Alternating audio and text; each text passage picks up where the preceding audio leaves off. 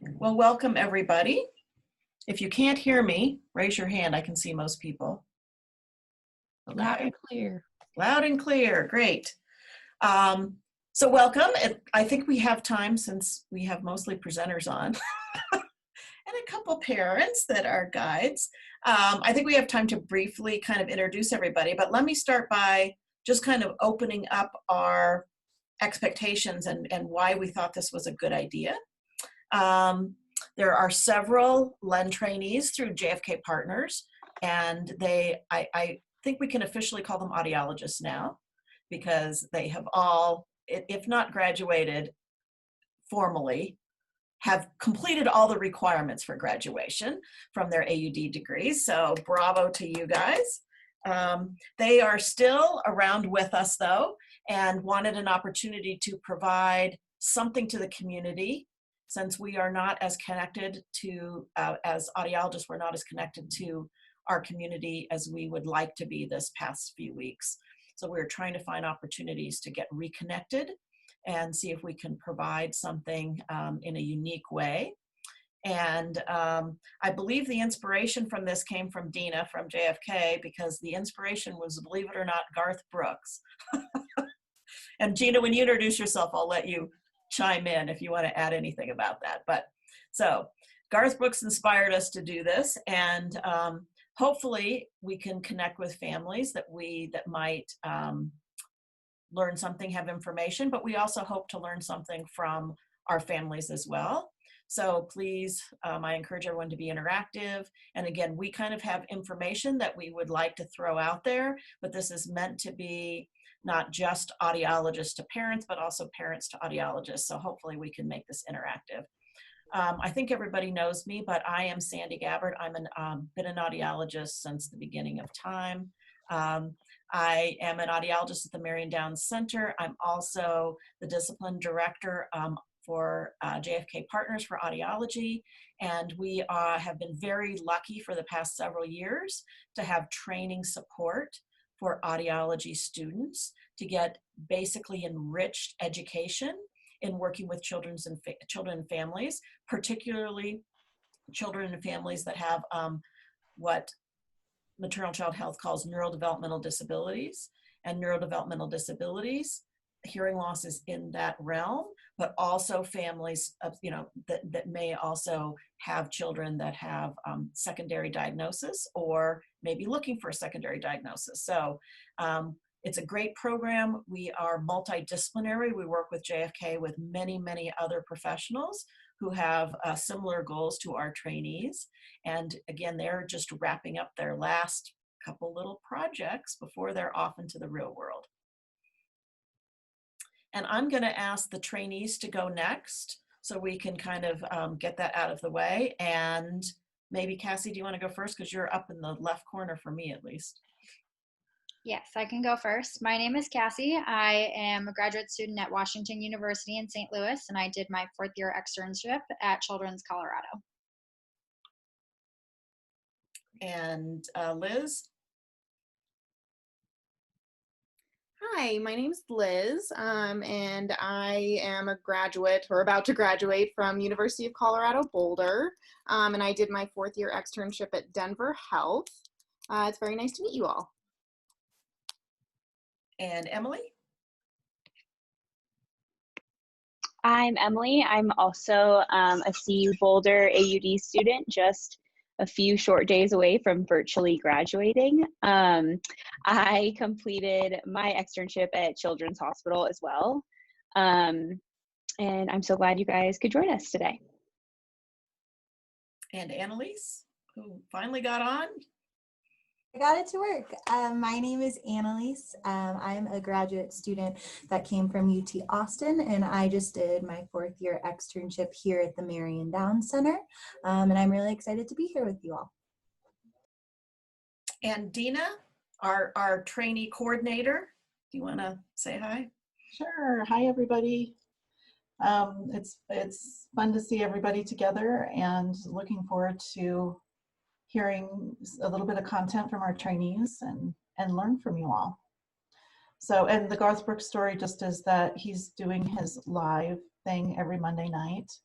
And some of our trainees were saying, I miss being around patients and that interaction. And that's how he felt. So then he started having his Monday night little concert. So that's what the idea was for this. Great. And Jen, do you want to chime in? Sure. My name is Jen Urhino. I am an audiologist at Children's Hospital, Colorado. So I've mostly worked with Cassie and Emily, but I've been fortunate enough to kind of be involved with Len sort of throughout the year. And so I'm glad to be here. And Sarah, I'm going to turn it over to you. Okay, well, welcome everyone. We're glad to have this collaboration. And even though they are not here yet, there was a mom of a 4-month-old and a 14-month-old who were planning to join. So just think about them as you're speaking, and of course the other parents who are here as well from our staff. So I'm Sarah Kennedy. I'm the director of Colorado Hands and Voices, and I've been with the group since 2001. So I grew up with Sandy and all the professionals that worked with us and all the very wise parents who helped me along my way, and now I get to help other parents. And I do have stories of losing equipment, but I never actually had to fill out the loss and damage. You always did find it eventually. But looking forward to more tips and tricks, and we want to update one of our articles about retention. So looking forward to this. Brenda? Hi, I'm Brenda Elliott. I live in Colorado Springs. I have 4 kids. 2 are hard of hearing, 1 who's 23 and 1 who is 12. So yeah, I've gone through the whole, only 2 times out of the 2 kids have we had a circumstance where we couldn't find the hearing aid. And neither time was when they would be at an age where they were culpable. But yeah, I appreciate you guys spending your time with us, and it's nice for me too, because as I work with parents, you know, things have changed a little bit in the last few years. So I appreciate the perspective you guys offer to keep equipment on kids. Besides, you'll get there, just keep trying. So thanks so much. And Jamie? Hi, I'm Jamie Fries, and I work with Colorado Hands and Voices. I'm the Guide by Your Side coordinator. And I have 2 kiddos. I have a 7-year-old and a 4.5-year-old, and my 4.5-year-old is my child that's profoundly deaf.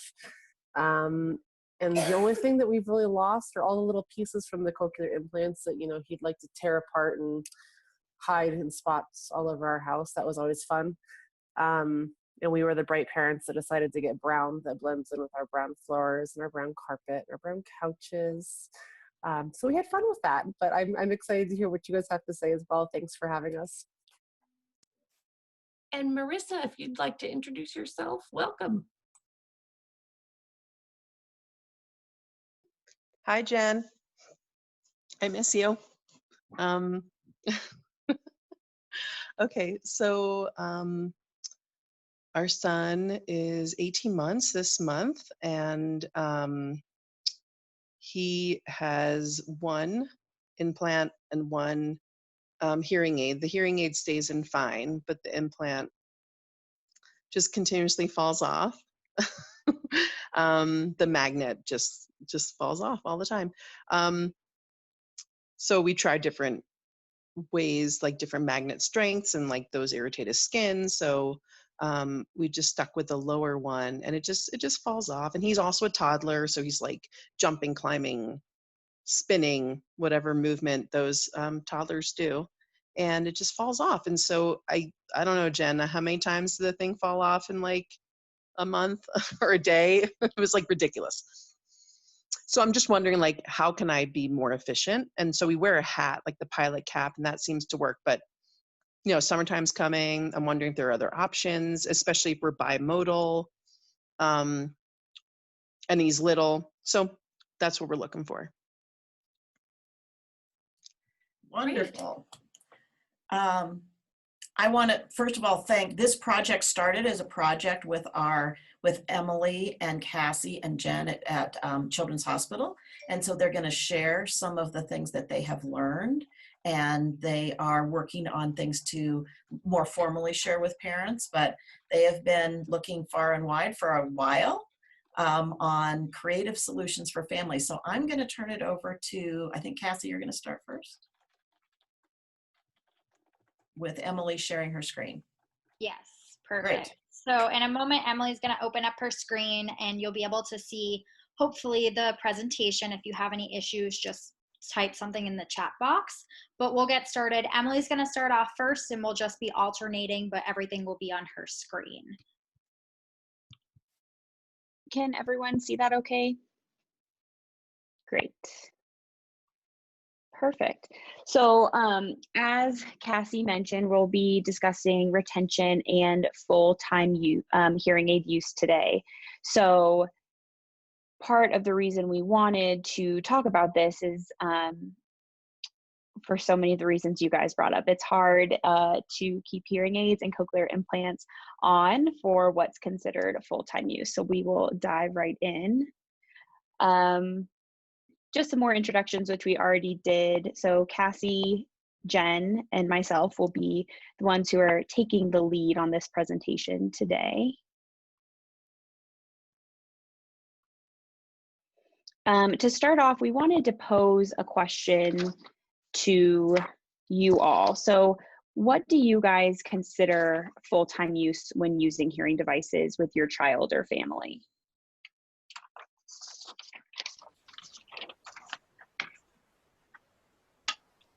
And any parents or caregivers of children who are hard of hearing, just feel free to jump in and let us know. This is Brenda Elliott. From my perspective, and again, it's a little bit old, I know, compared to what they offer now, but we would try to get them on, you know, as early as we could in the morning. We took them off during nap because children develop an amazing dexterity for grabbing their hearing aids and putting in their mouth. And if you're not, this was back before the days of all the video monitors. And then so then we again tried to put in after nap and then, you know, through the rest of the day until nighttime. Our kids seemed to tolerate the hearing aids well that way. And that's kind of where we felt was reasonable. We again took them off at night. So I don't know if that's the current philosophy. I hear a little different from some audiologists, but that's what worked for us and what I currently recommend for our kiddos. Well, in my house, unless they want an auditory break, they're old enough now to decide. Great, thank you for sharing.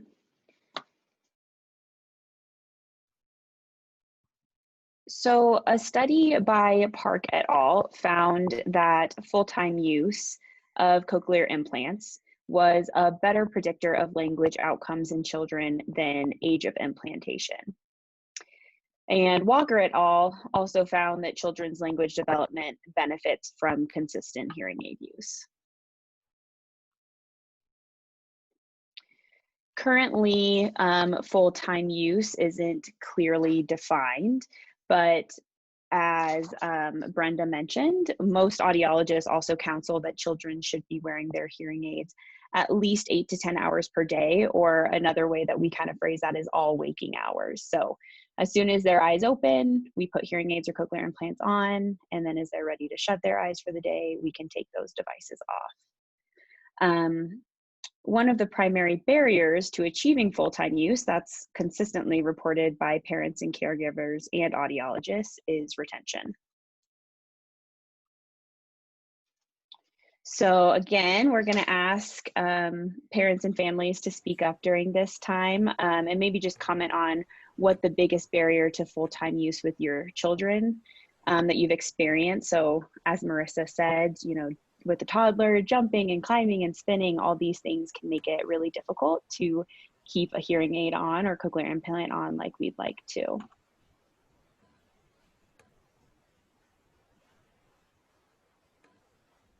I also would like to say that although I fully believe in his development of spoken word, and using, you know, using spoken word and developing his speech, I also want to embrace the fact that he can hear, you know, well. And And so like in the morning, I tend to not put them on first thing in the morning. Of course, it's only for maybe an hour, maybe. It's just nursing and, kind of spending time together, just one-on-one. But I feel like I sign as best as I can with him. So I'm still trying to come to peace with embracing all those parts of who he is and not just like always throwing this external device onto him. So it's my, like, I guess it's an internal struggle. Maybe it's a struggle other moms have. That's what I'm going through. Yeah, this is Brenda. And full disclosure, I mean, there were times when it's like, oh my gosh, it's 11:30 in the morning and I didn't get your age on yet. But I just adopted a judgment-free zone. And I think for me, since it was easier with the first one because there was only one, and then once I had my fourth kiddo, and there's 11 years difference between them, a lot of times it was just a life barrier, like, oh, okay, I need to get somebody to school, or this or that. And like you, we kind of adopted several forms of communication. And looking at it now, especially talking to my older one, you do hear and experience sound differently through hearing aids, different frequencies, and depending on where their hearing loss is, sometimes those lower pitches below middle C aren't as accessible with hearing aids unless you have certain programs. So that's kind of what I experience, and sometimes hear from my other families too, is that you've got so much going on with life and other kiddos, and all of a sudden you're like, oh. And I think I try to encourage them to trust the averages over time, that you're doing the best you can, and that while that's a goal, to try to aim for grace more than guilt. I think another barrier was at first I was the only one who knew how to put them in. And so I needed some help. So finally got my husband on board because he couldn't go to that first visit where we got those. And also nursing was an issue because there'd be so much feedback. And back then I could reach around and turn off the one hearing aid, but now they don't make them that way. So I don't know if the remotes would be a help then, but in the early days, that was an issue. And then later, I think it's water play, dress up, besides all the tumbling. Oh my gosh. Could we just cement them on? I was going to say the water play has been a big one for us. I mean, we're in and out of the pool all day long. And while we have the waterproofing gear, it's really hard for him to keep them on all day long. Those things are so big and clunky. We have the headbands, but they're not the same thing. And he has a preference to not wear them in the water. And so I give him that leeway. Our other thing is we have a lot of other medical issues. And so if he's not feeling good, he doesn't want to wear them. He had an ear infection a couple months ago, and he ruptured his eardrum and would not wear his implants for like 2 months until about, 11 o'clock in the morning. And he's my kiddo that wakes up every single morning and puts them on as soon as we wake up. So just that battle of getting back into the routine again. And he's 4, has an attitude, doesn't always want to wear them all the time. And when they're little, the wiggliness, trying to figure out how you can distract them, because what seems to be their favorite toy is, until you really need it to be, while you're trying to get it in their ear. And when you have a brand new ear mold that's tight, and you're trying to get that in there.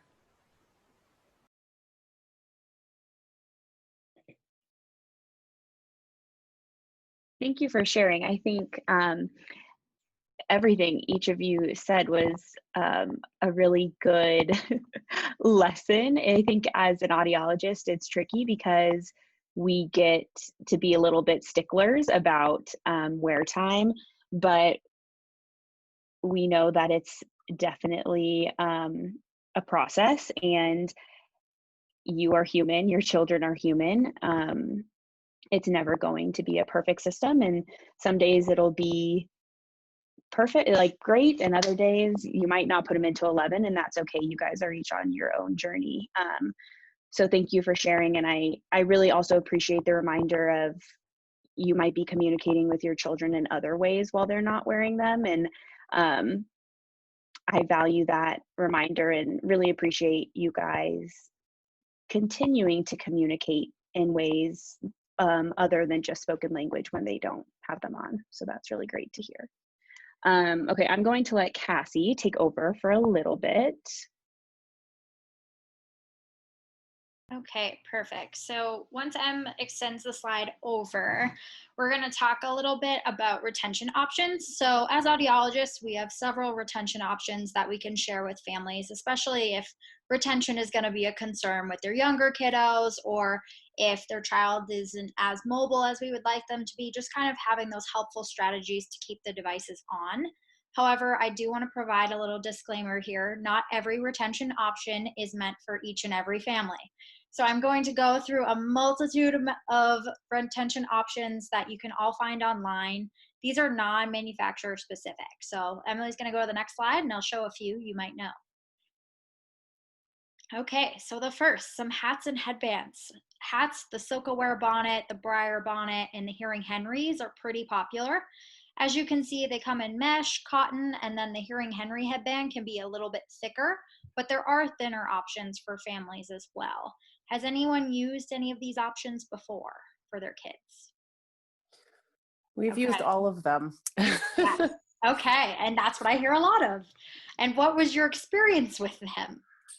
You know, they were all great for different things. The pilot caps were really helpful, but they were really hot in the summertime. We did find full-on mesh ones that were more helpful, so they weren't like the air could breathe through them.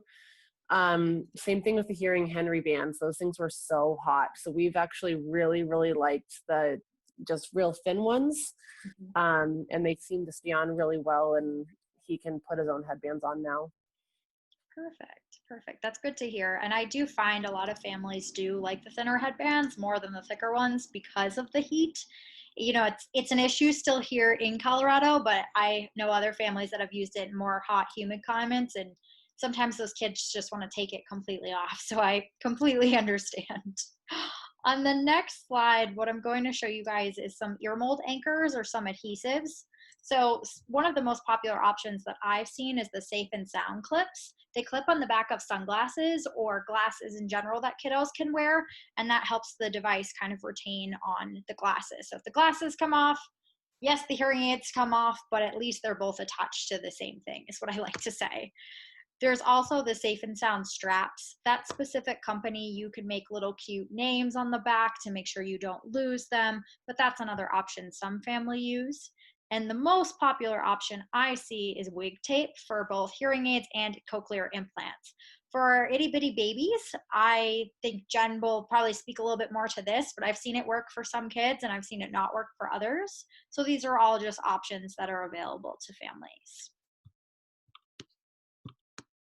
On the next One thing slide. I noticed later on was that fabric tape was even better than wig tape. It's stronger. It's made for like the Hollywood starlets to keep their impossible dresses on. That's a good thing to know. I will keep that in mind. It really did help through gymnastics and volleyball and all that stuff. Has anyone else had any experience? We've used the wig tape. My son hates it, but he doesn't like sticky, so that's us. But I do have a family that also, they have the Cansos, and I've seen a lot of people have been using wig tape with the Cansos or with the magnet site, and they just shave underneath where that goes so it doesn't attach to the hair. And then they use that wig tape, and it actually just helps keep the magnet on as well. Good to know. Thank you for sharing. Did anyone else have any other experience with wig tape? No. Okay. These are also some other retention options. The critter clips is probably what most people see. They come in different cute little animals just to clip on your kiddo's shirt. There's also ear savers and then Youth See Eyewear. That's a little bit more specific. That is a company that makes shirts for sporting or kind of swimming, exactly what they show there. It's a little bit more of a pricey option for some families, but some families do like it if, say, they have a summer home where they go in the water a lot. There are some options there as well. So my question to all of you is, what types of retention options have you had success with, and what is your favorite?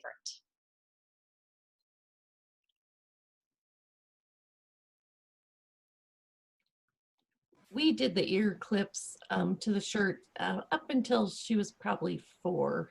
and then and mostly outside, because she was such a dress up girl, 4 or 5 costume changes a day. Otherwise, it just didn't work at home. But outside, it gave you a measure of safety. Thank you for sharing. Did anyone else have a favorite retention option that helped them through keeping the devices on? This is Brenda. We used the, well, before the critter clips existed, we just used basically what was for eyeglasses with our, holders, and used a safety pin to keep it to his shirt. So when the younger one came along and there were fancy critter clips, we were excited, but that's what we used for him. And then when our oldest was in marching band, we found that, and this was before some of the, waterproof stuff, but there was, I think Westone made a cover that would slip over your hearing aid so that it would protect it from some of that perspiration, but that's probably not applicable anymore. Our kids, we just, whenever they were in water, and still, even now, they just don't trust that their hearing aids would be safe in or near water, so they just take them off and then, do the best they can without their devices. Yeah, thank you for sharing. I think I already said I really like the thinner headbands. We also have the headband for in the pool with his aqua gear, so that's really helpful. And then, sorry, he's a little excited today. And then also we have skull caps for when he wears like his bike helmets and stuff. Those are really nice because they help keep the magnets in place while you slide the helmet on over top. Thank you. That's really helpful for us just because there is so many options out there on the internet that's both non-manufacturer and manufacturer specific. So it's nice to hear families' experiences with each of them. So next, Emily's going to go into the current project. Oh, yes. Sorry. No, it's okay. Sorry. Jamie, what's a skull cap? If you just Google skull cap, they're like those real tight like hats that people, I see a lot of people, no, well, you can get tie ones, but they're usually ones that just slip right over. Okay. And they have mesh ones, or they have, we have a winter one, and then we also have a summer one for stuff like skiing and stuff. We use the winter one. And in the summertime, it's a cool, just skull cap is just the name of it. You just need to look for children's skull caps, SKULL. Yeah. And they just are tight enough that they hold the magnets in place. So while you slip the helmet down, the magnet doesn't slide off. And does a magnet stay on with the helmet? Yeah. And you just, ride along. Okay. Yep. We have the helmets that are, hey, not right now. Sorry. We have the helmets that have the dials on them too. So like, the helmet goes down and then you tighten it over. Okay. So those help Great. too. Okay, thanks. Yeah. Can I ask a quick question, and maybe you'll hit it later in your presentation, but my 12-year-old really wants to play tackle football in middle school. And so he spoke a little bit with an audiologist and a little bit with his teachers of the deaf about what to do so he can wear his, hearing aids while playing. Do you have any thoughts around that? Jen, I don't know if you have any particular experience with helmets, just with football. Do you have any patients that have those? I've seen previous audiologists, they like to use the wig tape or the clips to kind of keep them on. But I just don't know. Jen, do you have any experience specifically with that? And you were talking about hearing aids specifically, right? Yes, ma'am, hearing aids. And I'm wondering, I don't know what the padding is like inside the helmet, or if there'd be to be an adjustment for those. He's got the new, Marvel, the Phonak Marvel aids. Yeah, I don't have a good answer. I think that they would probably stay on okay, but I agree with you in terms of the padding to have a little bit of extra protection. I don't know that something exists specifically. It might have to be like your own finagling kind of for the extra padding, but that's what I would be more concerned about, is just if there was an impact that was going to break them. But I agree, he should definitely hear. We would never want him to take them off in that situation. Right. But that would be something for us to look into. Okay, I'd appreciate that, because I think my concern is twofold. One, the safety of the aids, but also, you know, when you have something that hits your ear while you have a hearing aid on, you know, that's certainly painful. And so I don't know if there would need, you know, how that would look, necessarily, having never been a football player nor a hearing aid wearer at that age. So thanks for your help. We'll look into it for sure. Great. This is Sandy. I have had kids that use helmets.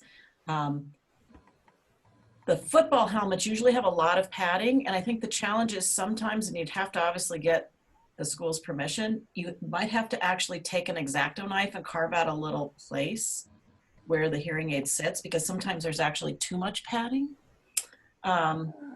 And most of the time, as far as I know, most of the time they kind of let you do that, especially if you use like an X-Acto knife and then pop it back in when you're done. The other challenge that sometimes happens, however, with the Marvels, I would think you'd be in pretty good shape, is sometimes when you put a helmet on, you don't want the padding right next to the hearing aid. It could cause feedback. And again, the pressure that kids feel. So when you kind of carve out that padding, you want to make sure it feels comfortable for the child and isn't causing kind of excessive feedback is the other kind of challenge. If it is causing feedback, you might need the audiologist to set a football program that has a little less gain. And over the next couple of weeks, we're to talk a little bit about remote mics. But if you're using a remote mic in combination, either with a Rogers system or even with a Bluetooth mic, they will get just as good of input, even if the gain on the microphone is turned down to reduce feedback. The input from the remote mic can still be just as strong. You can even set it stronger if you need to. So quite honestly, since the beginning of time, even when hearing aids were very sensitive to feedback, kids were wearing hearing aids with helmets, carving out the padding to make it, you know, okay. Now, if they were to get hit on the head, would it hurt the technology? Of course, that's, I guess, possible. I have to say I've seen a lot of kids wear helmets. I've really never seen the device damaged, but that doesn't mean it couldn't be damaged. I suppose it could be damaged. But of course, I keep telling families hearing is better than not hearing, even if the device gets damaged, because, you know, things happen and you can deal with it when it happens, either through warranty or, you know, some kind of help with that. But I would encourage kids to wear that technology with helmets and just be creative with carving out the padding so it works. And like Jen said, it's a kind of creative planning because all helmets have slightly different setups. And I know my son played football. He didn't have hearing aids on, but they got them new helmets that had a tremendous amount of padding because of the issue with concussions. And I remember looking at it thinking, I wonder how a kid with a hearing aid or cochlear implant would wear it. And I think it's just using that X-Acto knife to carve out what you need to carve out with permission from the school. Okay, thank you. Truthfully, I'm hoping he'll give up on the idea altogether due to the risk of concussion, but nonetheless, I'm trying to be a good parent who's informed, so thank you. And then, sorry, real quick, there is a document, it's called Timeout, I Didn't Hear You. You can find it online, but it's basically the University of Pittsburgh. They compiled a list of rules related to children with hearing loss and how they play sports in school. So like if there are certain accommodations that need to happen, or as Sandy mentioned, the remote mic. So I don't know that they have like helmets specifically, but if anyone is going to have children who are playing sports, it's kind of how to make sure they have is equal access to their hearing peers. Excellent. That gives me goosebumps. Thank you.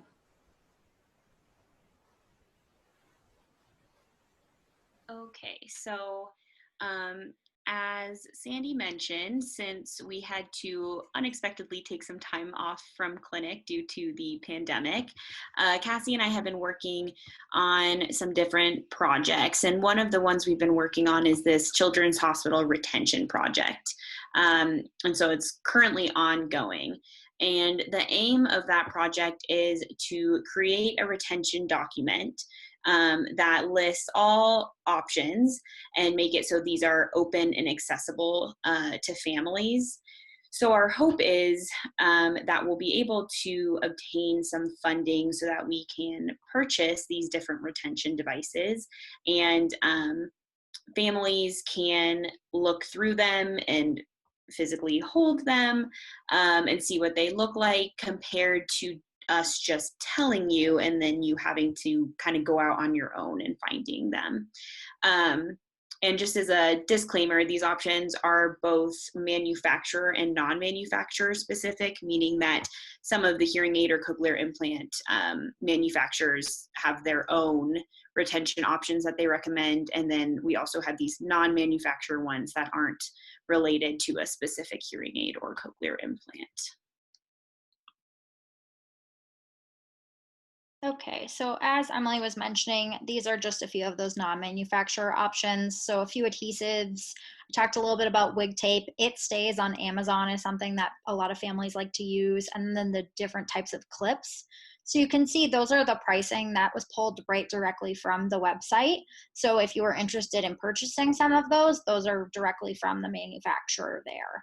But as you can see, there's a lot of different options for clips, 2 for adhesives, and then eventually we will be creating a full document to show all the options from pilot caps to CI wear and gear, and then some manufacturer specific options as well. And then I did have a few questions for all of you, and don't feel like you have to answer all of these. Really, from our perspective, we want to know, how did you learn about the retention options? When would you have liked to obtain this information? How soon after your child was fit would it have been beneficial to learn about this? And do you feel there are enough supports for families that struggle with retention issues? So really I more just want it to be a discussion, and just kind of tell me about your experience and when you would have liked that information.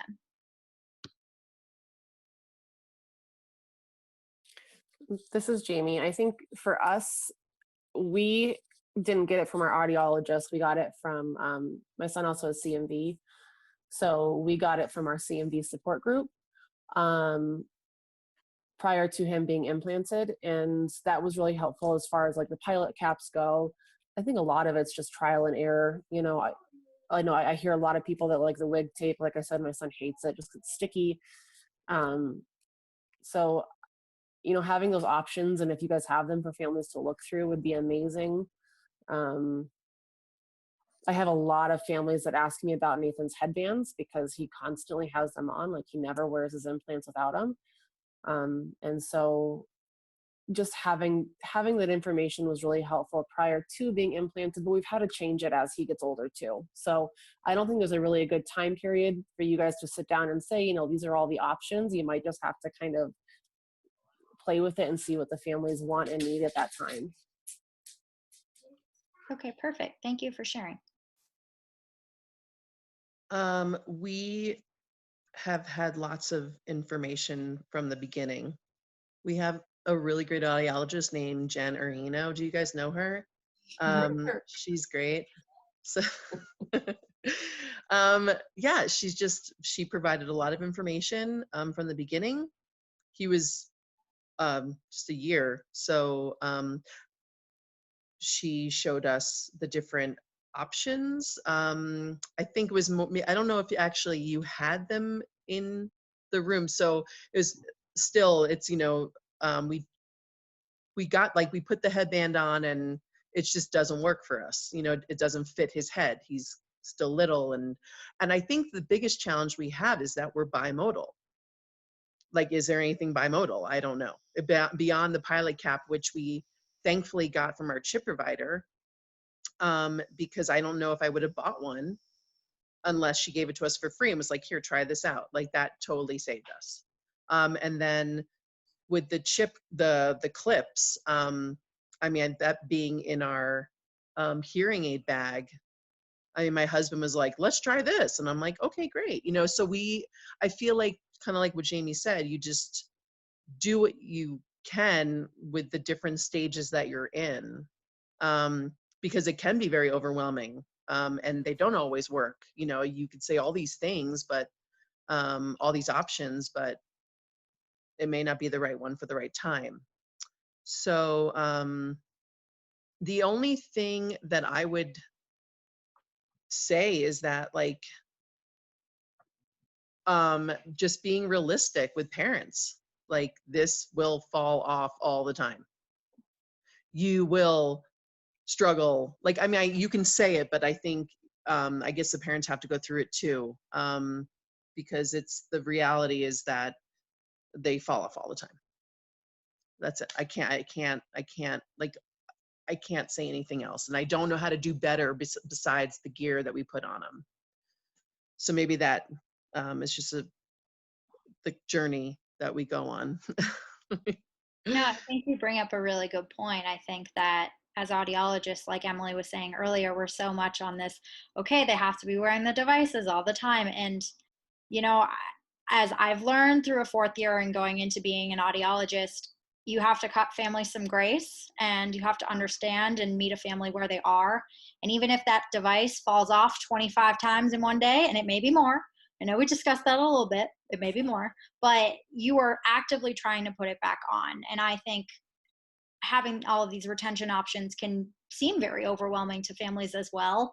So there needs to be kind of that medium ground where we meet a family at. And I think, you know, that first appointment where you activate a CI, or you're first talking about it, or you're first talking about a hearing aid, there's so much information that's given to you.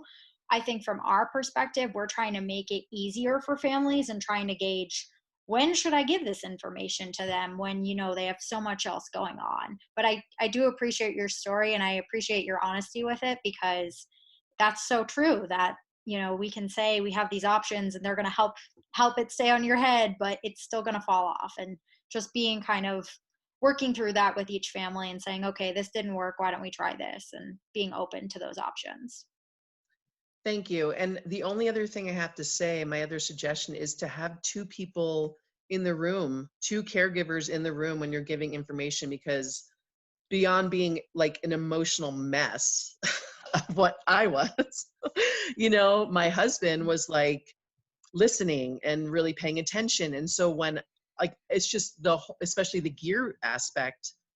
I mean, I didn't even know how to put the battery on, you know? And so it's really hard to be present with the information and while you're being emotional about it all. And then, you know, so I think like the 2 parents, you have somebody else, or maybe recording it or something, just so that way you can reflect back, you know, on what was said. I'd love that. And this may actually help that issue, that we're all a lot more comfortable on video. Maybe people can be invited into our session by video if they can't come in person. Absolutely. And I think parents too get muddled between, is the child rejecting the equipment, or is it just falling off and I have to put it on one more time, then it's fallen off that day? Because we get emotional about that. And I just tell parents, they're not making a philosophical choice anytime before age 12 at least. But before that, it's just getting in the habit and getting good ideas to keep it on. Thank you for sharing. And I think that's a very good point. And I think we can work towards kind of making that information more accessible to parents in different ways, especially now during everything that's going on. Yeah, Marissa, I have to say, your family was definitely one of the inspirations for this project. Not specifically, just it was so sweet of you to say, but I'm always feeling like we should be able to do better, you know, and that really the inspiration for the project is just how can we help support you guys on your journey, and maybe sometimes take off our audiologist hat that only looks at the data logging numbers and, you know, put on a different kind of hat that's just, you know, supporting you guys as much as we can. So we appreciate you guys being here, because this is why we're doing this. I know for us, when we received the hearing aids is when we were given like the second time anyway, the critter clip. And I thought that was good timing. I know some families I work with now as a guide, sometimes they're surprised to hear that the audiologists can download data about the wear time. And I think sometimes expectation management about, you know, we'll look at that, and especially after conversations like this, you know, hopefully there'd be, you know, again, an understanding that you just don't know what that parent is going through, or what that kiddo, if suddenly if they're teething, all of a sudden they're taking out the aids again, or like I said, they've got some new dexterity. I had one who could, didn't seem that coordinated till he got his aids, and then poof, it would go right in his mouth because those ear molds were so orally satisfying, and you're just in a panic. And we never had any dog problems, just the kiddo. But, again, I think that's what I tell families. And I've heard, like you say, there's one gentleman in Pueblo I work with who said, I swear I counted. It was 25 times, but the 26th time it stayed in. And getting that practice. Again, it looks easy when you're in the office. Oh, here, you did it. Now I'll do it. Perfect. But then you go home and it's squealing and they don't quite realize you really need to kind of nudge that in a little further. So any sort of that encouraging and additional explanation that the squealing doesn't necessarily mean that it's a bad fit or that it's too loud. It just means, maybe an adjustment or that freedom to contact any of us, guides, even if it's just for a quick call and moral support. I have a mom, I've just was showing some stuff on Zoom. I borrowed my 12-year-old just to show her a different way I found that helped when my guy was little. And so, that she was just, I think, relieved to have that grace and that liberty to know that it's okay. And like I said, nursing, and then they fall off. And we appreciate you guys so much taking the time, because it is a lot more than numbers when you're, living it day in and day out and trying to be a good mom or parent, dads too, of course, and siblings. So thank you so much for making this happen. All of these, I've been getting a lot of positive response from parents about the topics.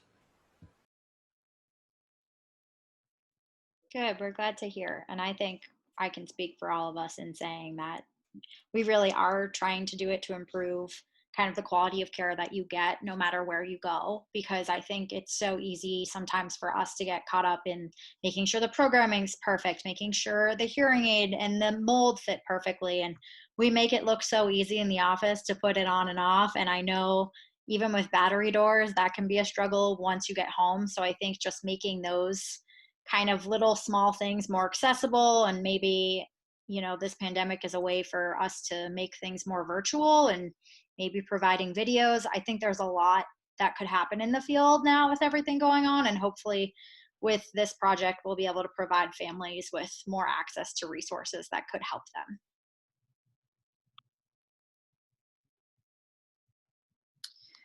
We also included some links to the articles that we discussed today.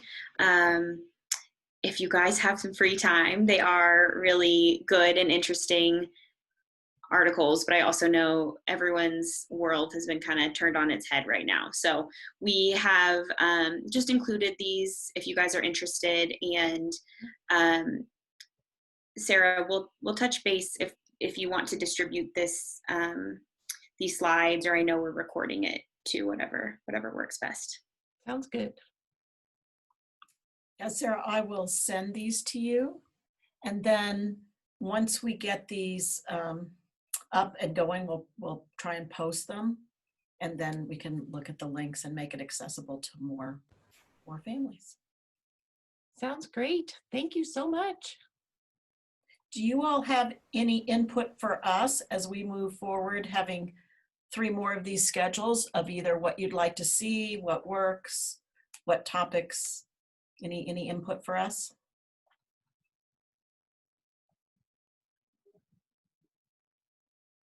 I already gave my input, so I'm letting Jamie and Brenda and Marissa share. I guess like you all were saying, like making maybe things more virtual. I know I tried to get on like Cochlear website, and I didn't find it to be so easy to navigate. I also don't have a lot of time. But so we were going to Florida, and I was like really excited about putting his CI in the waterproof container. And like, I was like, of course, the day before, I'm like, oh, this is gonna be so easy. And I'm like unpacking the backpack of his thing, his all the gear that we got. And I look in the box, I'm like, what do I do? What do I do with this? How do I open the box? Like all these things. And my husband, of course, just being the real man that he is, practical man, he's like, don't bring it. Don't go. Don't wear his gear in the water. He's a year old. And I was really disappointed because I really wanted him to wear the gear and I was really excited. So of course he didn't wear the gear in the pool. Anyway, we didn't even have to go swimming. But the bottom line is, I wanted the option. I couldn't get it together. I didn't know how to do it. I know I'm sure Jen showed me at some point, but so maybe, I don't know, is there a way that I can access that information real quickly, or just easier? Something needs to be easier for me to like just look at a picture and there's a video that pops up and boom. And I'm sure I can find it on YouTube, right? But not always. So I think if you request things, that would be nice for us to know because we can do quick videos. I think a tip, and somebody brought it up in the discussion, is if you can get out your own phone and video when the audiologist is showing you things, or ask one of the participants in the meeting to video it for you, because there is some data to show that families are not retaining, understandably so, all of the information that's presented at meetings. So even if Jen did show you, you might have it on your phone. Wouldn't that be great?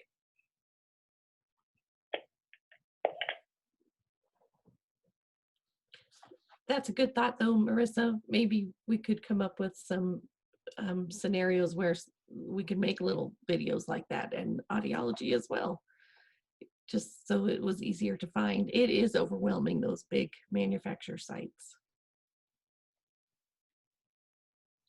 Right. Well, I think out of respect for everybody's time, unless somebody has anything to add. Jamie, did you have something?